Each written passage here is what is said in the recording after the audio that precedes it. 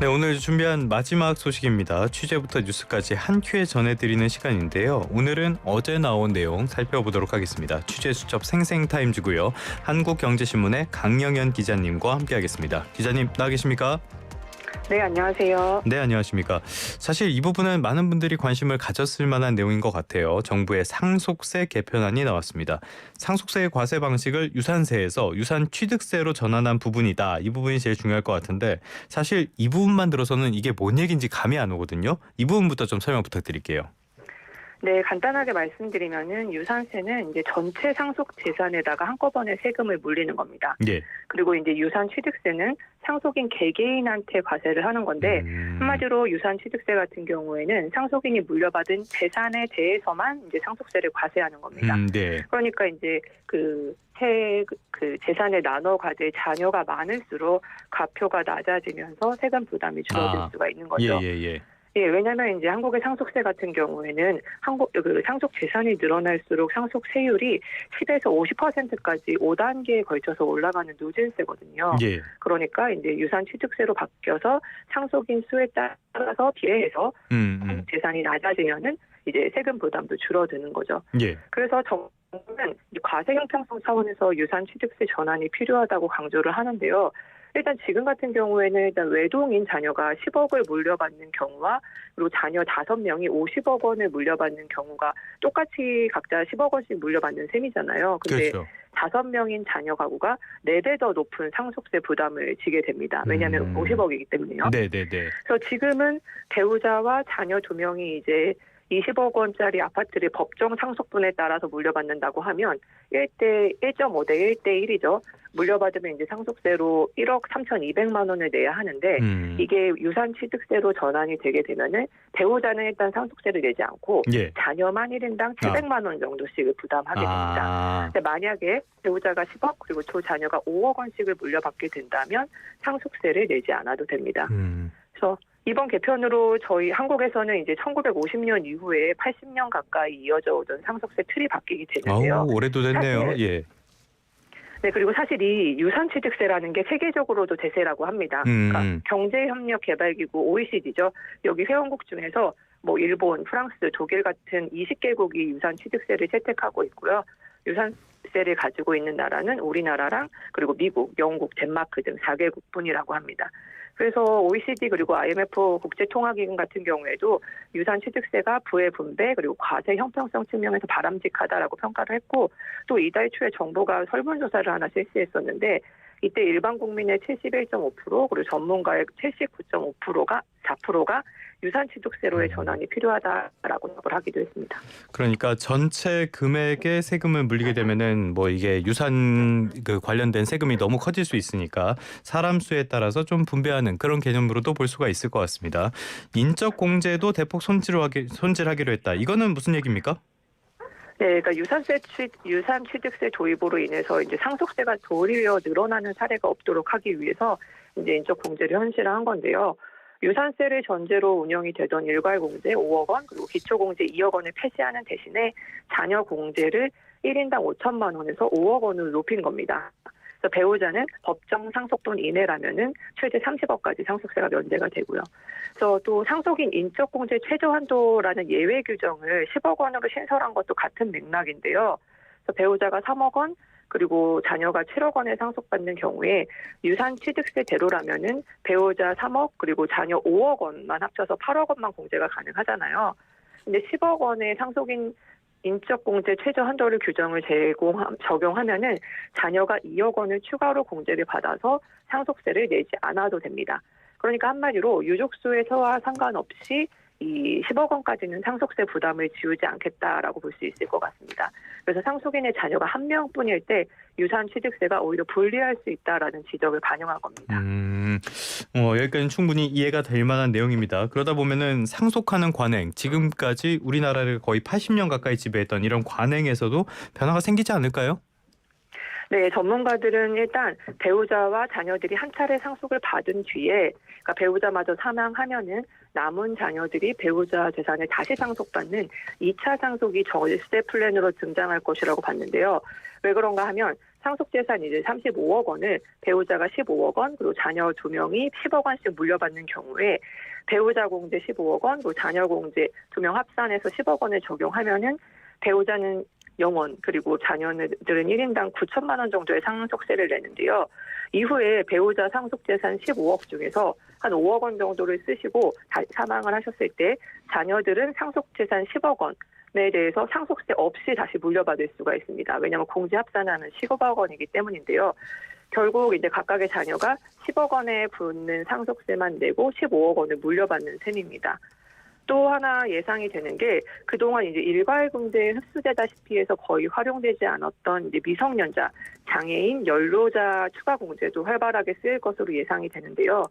지금까지는 이제 미성년자, 장애인, 연로자 추가 공제가 일괄공제 5억 원보다 액수가 클 때만 활용이 가능해서 사용률이 높진 않았습니다.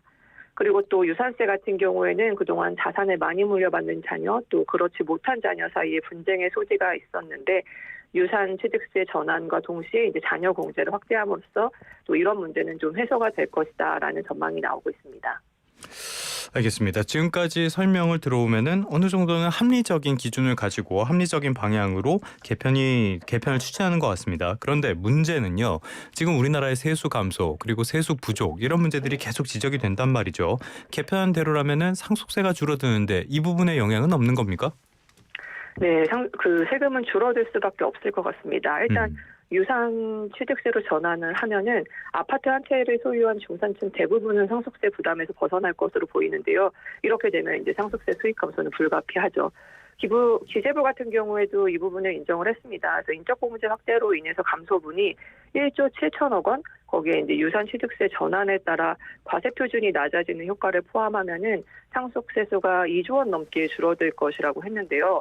이 상속세가 사실은 2023년 기준으로 해서 8조 5천억 원이 거쳐서 전체 국세 수입의 한 2.5% 정도를 차지했었거든요. 그래서 과세자는 또 19,900명 정도, 그리고 전체 결정 인원의 6.8% 수준이었는데 이 부분이 줄어들 수밖에 없습니다. 정부는 유산 취득세로 전환이 되면은 과세자 비율이 절반 이하로 줄어들 것으로 내다봤고요. 또 앞으로 고령화로 따라서 사망자 수가 증가할 전망이라서 세수 감소폭은 더 커질 것으로 보입니다. 또 이렇게 유산 취득세 체제로 전환을 하게 되면은 상속을 분산해서 개별 취득액을 낮추는 방식으로 조세 회피가 나타날 가능성도 있거든요. 그래서 예를 들어서 자산가들이 직계 존비속 외에 먼 친척 등에게 이제 재산을 나눠주거나 뭐 양자를 드릴 수도 있고요. 그래서 이제 정부는 이렇게 위장 분할이 있는 경우에 부가제척 기간을 기존의 10년에서 15년으로 연장할 방식이라고 합니다. 알겠습니다. 지금까지 설명을 들어봤을 때는 합리적인 어떤 방안이 아닐까라는 생각도 들고요. 또 앞서서 말씀해 주신 것처럼 국제기구라든지 여론에서도 환영하는, 추천하는 방법인데 그럼에도 불구하고 부자 감세라는 비판은 나오는 것 같아요. 이건 배경은 뭡니까? 네, 더불어민주당의 임강현 의원이 이제 유산 취득세 도입 발표 이후에 부자 감세라면서 이제 비판의 목소리를 높였는데요. 이분이 배우자 1명 그리고 자녀 1명을 기준으로 기재부 안에 시뮬레이션 했을 때 상속재산 50억 이하의 1자녀 일반인에게는 사실상 그 유산취득세 도입에 따른 혜택이 없다는 겁니다. 그리고 그 이상 고액자산가들의 상속세만 줄어서 이들만 혜택을 보게 된다는 건데, 그러면서 이 유산취득세 전환은 시간을 가지고 논의해도 늦지 않는다면서 중산층을 위한 개편이 필요하다고 주장을 했습니다. 중산층 세부담 완화를 위해서 이제 민주당은 배우자 공제 10억 원, 그리고 일괄 공제 8억 원 조정안부터 신속하게 처리하는 데 협조하라고 주장하고 있는 상황입니다. 거대 야당인 민주당 쪽에서 이런 목소리가 나온다는 점, 이 부분도 주목을 해야 될 것 같습니다. 왜냐하면은 이런 개편안 결국에 시행되려면은 국회 문턱을 넘어야 되는 거죠. 절차가 어떻게 됩니까? 네, 맞습니다. 이제 말씀드렸다시피 이게 1950년 상속세법 도입 이후에 75년 동안 유지했던 유산세 시스템이기 때문에 이것을 바꾸는 대격변이 필요한데요. 상속인별로 서로 다른 세액을 산출하다 보니까 과세 행정도 그만큼 복잡해집니다. 또 말씀하셨다시피 국회를 넘어서야 하는데 일단 올해 중으로 국회에서 법 개정이 이루어진다면 약 2년간의 과세 시스템 정비에 거쳐서 2028년부터 시행이 가능하다라는 게 이제 정부의 판단입니다. 하지만 문제는 이제 국회 통과 여부인데요. 일단 배우자 상속세를 폐지하는 데에 대해서는 이제 여야가 합의한 사항이거든요. 지금 상속세법 개정안에는 이 추가로 이 폐지에 대해서는 반영이 되지 않았는데 정부는 둘이 합의를 해서 이제 그것이 확정된다면 추가로 반영하겠다는 입장인데 일단 국민의힘은 현재 배우자 상속세 폐지를 당론으로 추진하고 있습니다. 그리고 더불어민주당 또한 배우자 상속세 폐지에 동의하겠다는 뜻을 밝히면서 이를 골자로 하는 원포인트 상속세법 개정이 가능성이 커진 상황인데 현행 상속법상에서는 이제 배우자가 있는 상속인이 사망하는 경우에는 5억 원에서 30억 원 정도가 공제가 되거든요. 그런데 이제 배우자 상속세가 폐지가 되면 어떤 방향이 될지는 아직 정해진 건 없는데 가능한 방식이 있다면 일단 먼저 법정 상속분에 대해서 상속액의 최대 한도인 30억 원을 없애는 방안이 나올 수가 있습니다. 이렇게 됐을 경우에는 법적 상속 비율, 그러니까 배우자랑 자녀가 1.5대 1이죠. 이 안에서 배우자에게 자산이 상속된다면은 30억 원을 넘어도 과세를 하지 않게 됩니다.